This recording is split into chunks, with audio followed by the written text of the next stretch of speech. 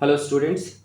हम डिस्कस कर रहे थे क्लाइमेट्स ऑफ इंडिया और पार्ट टू में हम स्टार्ट करेंगे factors affecting the climate of India और factors determining the climate. So what creates those different climates. जो हमने पार्ट वन में अलग अलग क्लाइमेट्स पढ़ा, tropical climate, wet tropical climate, तो वो जो अलग अलग क्लाइमेट्स हैं वो क्यों होता है, कौन कौन से ऐसे फैक्टर्स हैं जिस वजह से इंडिया में अलग अलग क्लाइमेट देखने को मिलते हैं। There are many factors at work, बहुत सारे फैक्टर्स हैं जिस वजह से अलग अलग क्लाइमेट्स हमें देखने को मिलते हैं। Some are general ones on the scale of the planet while others are regional or even local. कई जो है वो प्लानिटोरियल फैक्टर्स होते हैं जैसे लैटिट्यूड वगैरह हो गए, और कई जो है वो रीजनल फैक्टर्स होते हैं जैसे विंड वगैरह हो गया, या फिर लोकल फैक्टर्स भी हो सकते हैं। Let's examine a few. कुछ फैक्टर्स के बारे में हम डिस्कस करते हैं, एग्जामिन करते हैं।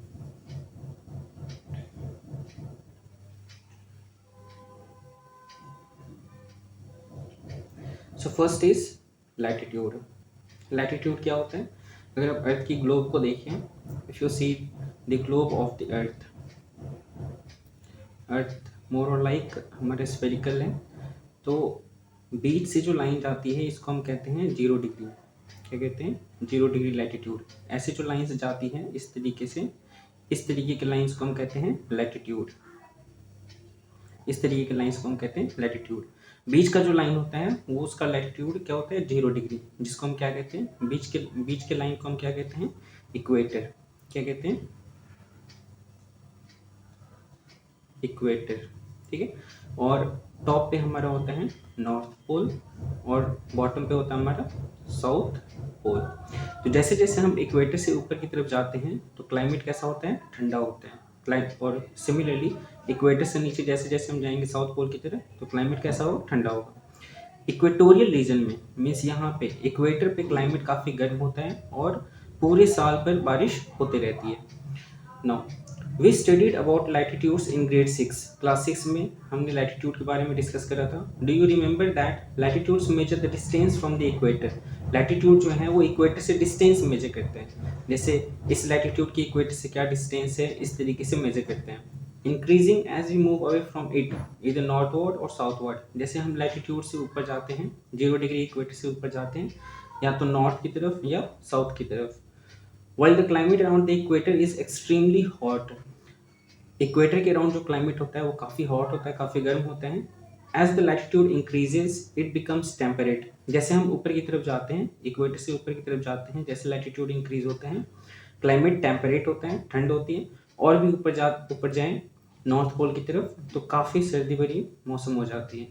एंड देन कोल्ड और frigid. Why is this so? ऐसा क्यों है, इसके बारे में हम डिस्कस करेंगे। Places near the equator, that is at low altitudes, are warmer. Equator के पास जो प्लेसेस होती है, इक्वेटर के आसपास जितनी भी कंट्रीज हैं वो काफ़ी गर्म होंगी, काफ़ी वार्मर होंगी। While those near the poles, और पोल्स के आसपास जो प्लेसेस होंगी जैसे कि यूरोप वगैरह हो गए, आर कोल्डर। वो कैसा होते हैं? कोल्डर। वहाँ का मौसम काफ़ी ठंड होती है। This happens due to the angle at which the sun's rays heat at a particular area. ऐसा इसलिए क्योंकि इक्वेटर के पास, इफ़ यू सी इक्वेटर के पास यहाँ पे लेट्स सपोज अगर सन यहाँ पे है, ठीक है, तो इसकी जो लाइट है, सन की जो लाइट है वो सीधा मोस्ट ऑफ द रेज जो है वो इक्वेटर के पास पड़ती है, और यहाँ पे पोल के पास तिरछे तरीके से लाइट पड़ती है। तो पोल्स जो है वो ज़्यादा अमाउंट ऑफ लाइट रिसीव नहीं कर पाते, जिस वजह से पोल्स के पास जो क्लाइमेट होता है वो ठंडा होता है, और मोस्ट ऑफ द जो लाइट है, सनलाइट है, वो इक्वेटर पे पड़ता है। इसलिए इक्वेटर के आसपास जो कंट्रीज है, इक्वेटर के पास जो एरियाज हैं वो काफ़ी गर्म होते हैं। So at the equator the rays are nearly perpendicular. So equator पे मीन्स यहाँ पे जो रेज होते हैं वो परपेंडिकुलरली होते हैं, परपेंडिकुलरली सीधा सीधा पड़ते हैं। And so all their energy is focused on a smaller area of the earth surface. इसलिए सन की जो पूरी एनर्जी है वो इसी एरिया पे फोकस्ड होती है, सबसे ज़्यादा इसी एरिया पे पड़ती है, सबसे ज़्यादा धूप इसी एरिया पे पड़ती है। इसलिए यहाँ पे बहुत ज़्यादा गर्मी देखने को मिलते हैं। सो इन द पोलर रीजन्स में मीन्स नॉर्थ पोल और साउथ पोल पे द रेज आर इंक्लाइंड और oblique and the energy is distributed over larger surface. So polar areas पे, नॉर्थ पोल और साउथ पोल पे जो रेज होते हैं वो सीधा सीधा नहीं पड़ते हैं, वो तिरछे तरीके से पड़ते हैं और सरफेस भी बहुत ज़्यादा बड़ा होता है, जिस वजह से हमें ज़्यादा गर्मी महसूस नहीं होती। Moreover they have to pass through more of the earth atmosphere as the diagram shows which further dissipates their energy. और प्लस पॉइंट ये है कि उन पोलर एरियाज पे, नॉर्थ पोल और साउथ पोल पे जो सनलाइट है उनको अर्थ के कई सारे एटमोसफेयर से पास होना पड़ता है, जिस वजह से उसकी एनर्जी और कम होती जाती है पोलर एरियाज पे, इक्वेटर पे नहीं। As a result the polar regions receive less heat than the equatorial zone. और इस वजह से जो पोलर रीजन्स हैं, नॉर्थ पोल और साउथ पोल, वहाँ पे इक्वेटर के कंपेरिजन में काफ़ी कम गर्मी देखने को मिलती है। We can see this in India too. हमें इंडिया में भी ऐसा देखने को मिल सकता है, जैसे Kanyakumari and the Nicobar islands being close to the equator are warm और hot almost throughout the year. So India में अगर देखें तो कन्याकुमारी और निकोबार आइलैंड्स, ये क्योंकि इक्वेटर के आसपास होती हैं तो यहाँ पे बहुत ज़्यादा गर्मी देखने को मिलता है हमें। But whereas places in the north, अगर नॉर्थ की प्लेसेस की बात करें जैसे कि श्रीनगर, वो काफ़ी कोल्डर होते हैं। क्यों? क्योंकि वो इक्वेटर से काफ़ी दूर होते हैं। नेक्स्ट फैक्टर है स्टूडेंट्स ऑल्टीट्यूड, जो क्लाइमेट को डिटरमाइन करते हैं। We mention hill stations above. Part 1 में हमने हिल स्टेशंस के बारे में डिस्कस करा था, जैसे कि Shimla, Manali, Ooty, which are popular tourist centres, जहाँ पे बहुत सारे लोग घूमने जाते हैं because of their cooler climate, क्योंकि उसकी जो क्लाइमेट होती है वो काफ़ी ठंडी होती है, कूलर होती है। India has many including, India में बहुत सारे हिल स्टेशन है, जैसे कि मुन्नार, तेनी, उदगमंडलम, जैसे कि ऊटी, उदगमंडलम का दूसरा नाम क्या है? Ooty, Madikeri, Mahabaleshwar, Mount Abu, Shimla, Nainital, Darjeeling, Tawang, Shillong etc. We know they are located at a higher altitude than the plains below. So ये जो हैं ये प्लेन से काफ़ी हायर ऑल्टीट्यूड पे लोकेटेड हैं। जैसे अगर आप दार्जिलिंग जाओगे या फिर शिमला मनाली जाओगे तो आपको पहाड़ों के रास्ते से होते हुए जाना पड़ता है। मीन्स प्लेन एरिया से उसकी जो ऑल्टीट्यूड होती है वो ज़्यादा होती है, right. But how does that explain their cooler temperature. लेकिन इससे ऐसा क्यों होता है कि प्लेन एरियाज में ज़्यादा टेम्परेचर होता है, ज़्यादा गर्मी होती है, और यहाँ पे जो हिल स्टेशंस हैं, हायर ऑल्टीट्यूड पे जो हिल स्टेशंस हैं, यहाँ पे कम गर्मी लगती है, ऐसा क्यों?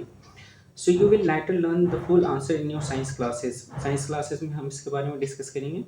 थोड़ी ब्रीफिंग में बता दूँ, जो प्लेन एरियाज होते हैं, जो ग्राउंड लेवल हैं, वहाँ पे टेम्परेचर ज़्यादा होता है, जिस वजह से गर्मी ज़्यादा लगती है। लेकिन जैसे जैसे हम ऑल्टीट्यूड इंक्रीज़ करेंगे, जैसे हायर ऑल्टीट्यूड की तरफ जाएंगे, जैसे पहाड़ों की तरफ जाएंगे, शिमला मनाली कश्मीर जाएंगे, तो ऑल्टीट्यूड जैसे जाता है तो टेम्परेचर क्या होता है? घटती है, डिक्रीज़ होती है। और उस वजह से वहाँ की जो क्लाइमेट होती है वो ज़्यादा गर्म नहीं होती है, ठंडी होती है।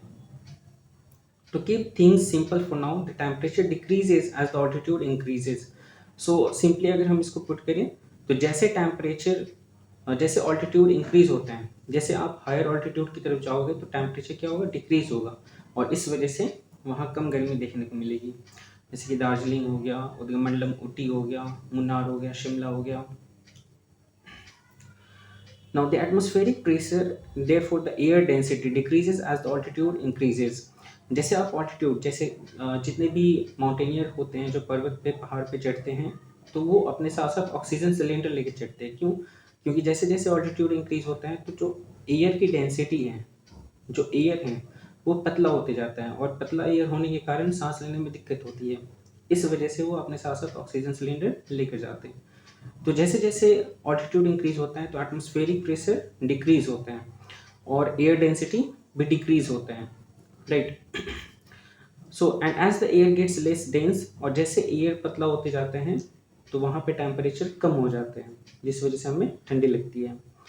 The sun heats the surface of the earth, और अर्थ का जो सरफेस है, जो ज़मीन है, ठीक है, वो सनलाइट की वजह से काफ़ी हीट हो जाता है, सनलाइट की वजह से काफ़ी हीट हो जाते हैं। And so the farther away from the surface the less hot the air will be. तो अर्थ सरफेस से जितना दूर कोई प्लेस होगा वो काफ़ी कम गर्म होगा, जिस वजह से वहाँ पे सर्दी देखने को मिलेगी। The Himalayas are so high that many peaks maintain a temperature below water's freezing point. Himalaya की बहुत सारे पीक्स जो हैं वो इतने हाई ऑल्टीट्यूड पे हैं कि वहाँ पूरे साल जो हैं वो स्नो से कवर्ड होते हैं, keeping them covered in snow. Now let's explore Udgamendalam, that is Ooty and Coimbatore, are almost at the same latitude. Ooty और कोयम्बटूर जो है वो सेम लैटिट्यूड पे हैं. The range of summer temperature in Ooty is 10 to 25 degree Celsius. अगर हम ऊटी में temperature देखें समर में, गर्मी में, तो 10 to 25 डिग्री सेल्सियस होते हैं. लेकिन वहीं कोयम्बटूर में अगर टेम्परेचर देखें तो 25 to 38 डिग्री सेल्सियस होते हैं. ऐसा क्यों? Why do you think there is such a difference in temperature? इन दोनों के टेम्परेचर में अंतर क्यों? एक तरफ ऊटी में गर्मी में भी बहुत ज़्यादा गर्मी नहीं लग रही है, ठंडी लग रही है, और लेकिन कोयम्बटूर में ज़्यादा गर्मी देखने को मिलता है, जबकि दोनों ही सेम लैटिट्यूड, सेम लाइन पे लाई करते हैं. ऐसा क्यों? ऐसा इसलिए कि ऊटी जो है, कोयम्बटूर जो है वो थोड़ा नीचे है, और ऊटी कोयम्बटूर से हाई ऑल्टीट्यूड पे है. और अभी हमने डिस्कस करा कि ऑल्टीट्यूड जैसे इंक्रीज होगा तो टेम्परेचर कम होगा. तो ये हाई ऑल्टीट्यूड के कारण यहाँ पे टेम्परेचर कम होते हैं, और इसकी ऑल्टीट्यूड ज़्यादा हाई नहीं है, ये ऊटी से नीचे है, इसलिए यहाँ पे टेम्परेचर ज़्यादा होती है, गर्मी देखने को मिलती है.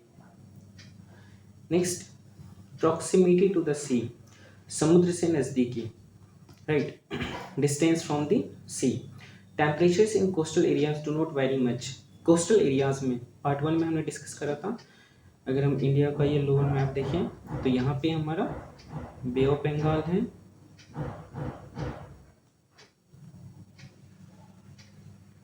और ये हमारा अरेबियन सी है. तो इस वाले एरिया को हम कहते हैं कोस्टल एरियाज. क्यों? क्योंकि ये जो ज़मीन है ये समुद्र के डायरेक्ट कांटेक्ट में है, राइट.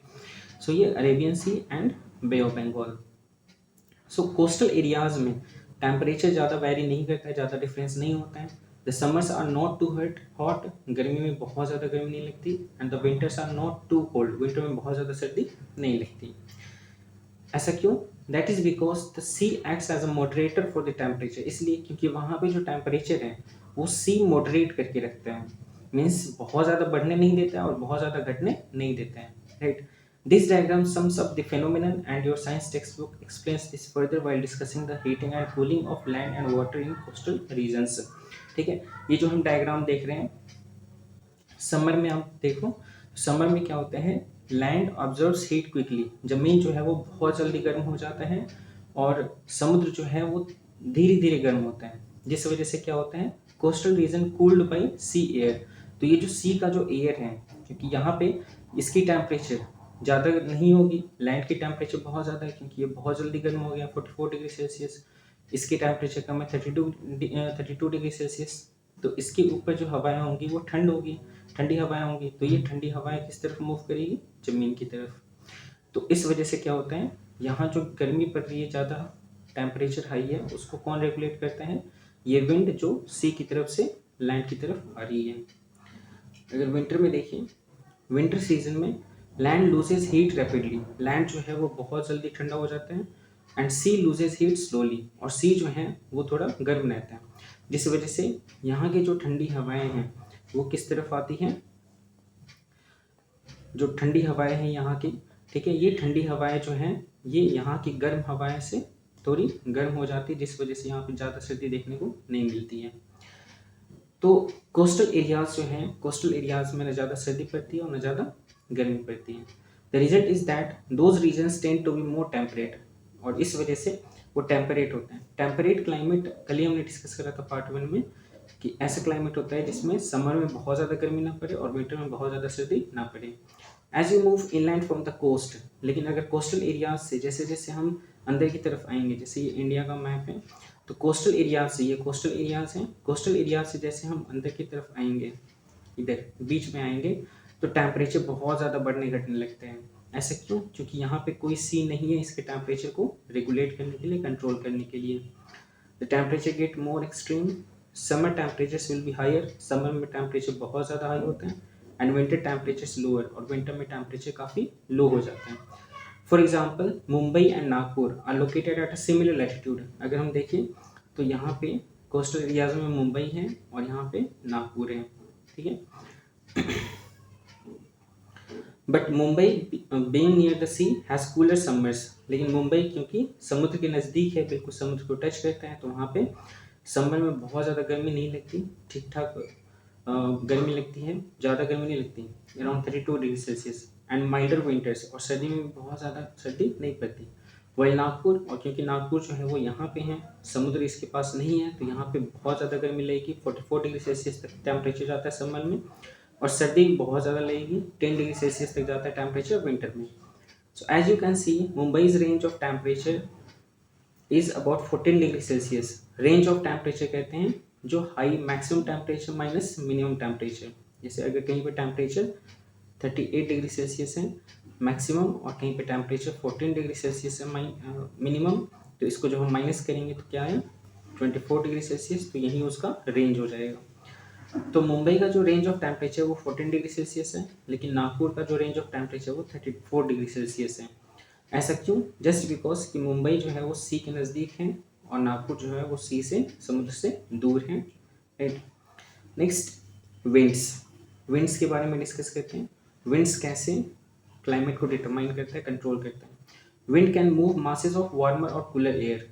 विंड जो है वो कई बार ठंडी हवाएं लेकर आता है, गर्म हवाएं भी लेकर आता है। States like Punjab, Haryana, Rajasthan and Madhya Pradesh often receives winds blowing from the west. So Indian जो कुछ स्टेट्स है जैसे कि पंजाब, हरियाणा, राजस्थान, मध्य प्रदेश, इसमें वेस्ट से आने वाली, जो यूरोप साइड से आने वाली जो हवाएं हैं वो इन सारे स्टेट्स में आती है। And having travelled over the deserts of Arabia to Afghanistan, तो वो सऊदी अरेबिया, अफगानिस्तान से होते हुए, वहाँ के रेगिस्तान से होते हुए इंडिया में एंटर करते हैं, राइट। दे ब्रिंग ड्राई, और क्योंकि रेगिस्तान से होते हुए आते हैं तो वो काफ़ी सूखी हवाएं और गर्म हवाएं लेकर आते हैं, जिस वजह से इन एरियाज में, इन स्टेट्स में समर में कई सारे हीट वेव, लू वगैरह चलती है। In winter cold winds from across the Himalayas creep into the Himalayan foothills resulting in cold waves. और विंटर में देखें तो विंटर सीजन में जो हिमालय से आने वाली जो हवाएं हैं वो नीचे की तरफ आती है, जिस वजह से यहाँ का जो क्लाइमेट है वो काफ़ी ठंडी रहती है, right. Winds affect not only temperature but also humidity. Wind जो है वो टेम्परेचर को भी रेगुलेट करता है और ह्यूमिडिटी को भी रेगुलेट करता है। इन टर्न प्रेसिपिटेशन, और हवा के कारण बारिश भी होती है। जब वो समुद्र के ऊपर से हवा जो है वो ज़मीन की तरफ आती है, इंडिया की तरफ आती है, तो क्योंकि समुद्र की तरफ से आई हुई है तो यहाँ का मॉइस्चर लेके आएगी इंडिया की तरफ, और यहाँ पे बारिश कराएगी। सिमिलरली यहाँ पे बारिश कराएगी, right. So we saw dry winds coming from distant deserts. In contrast, winds coming from the sea bring moisture over the land, which may result in rainfall. Desert से आने वाली जो इधर सऊदी अरेबिया, अफगानिस्तान से आने वाली जो हवाएं हैं वो रेगिस्तान से आती है, इसलिए वहाँ में उसमें कोई मॉइस्चर नहीं होता है, सूखी हवाएं होती है और काफ़ी गर्मी प्रोड्यूस करती है, और यहाँ पे कोई बारिश नहीं होती। लेकिन अगर कोई समुद्र से आने वाली जो हवाएं हैं वो समुद्र से मॉइस्चर लेके आती हैं, और इस वजह से अपने साथ साथ बारिश कराती इन एरियाज़ में, बारिश कराती है। यहाँ पे कौन सा समुद्र है? बे ऑफ बंगाल, और यहाँ पे Arabian sea, right. We will soon see the case of the monsoon winds. हम नेक्स्ट पार्ट में, पार्ट 3 में मानसून के बारे में अच्छे से डिस्कस करेंगे। नेक्स्ट है टोपोग्राफी। टोपोग्राफी होता है जैसे कहाँ पे प्लेन है, रेगिस्तान है,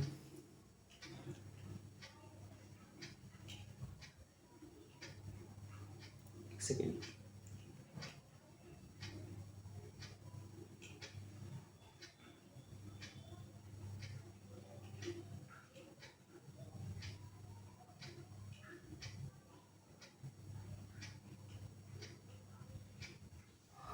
टोपोग्राफी होते हैं कहीं पे प्लेन है, रेगिस्तान है, डेजर्ट है,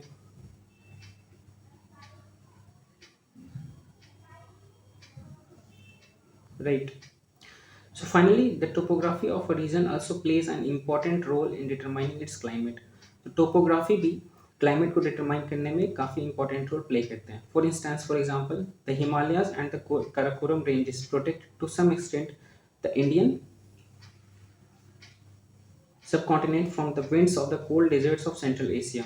सो अगर हम देखें तो यहाँ पे जो हिमालयाज हैं वो सेंट्रल एशिया से आने वाली काफ़ी ठंडी हवाएं से हमें प्रोटेक्ट करते हैं। हिमालय जो है यहाँ पे इसको रोक देता है और अंदर इंडिया की तरफ आने नहीं देते हैं। The nearly flat topography of the Thar desert, और थार डेजर्ट में जो थार रेगिस्तान है वहाँ पे कोई पहाड़ नहीं है, बिल्कुल प्लेन है। On the other hand has nothing to protect it from hot and dry winds.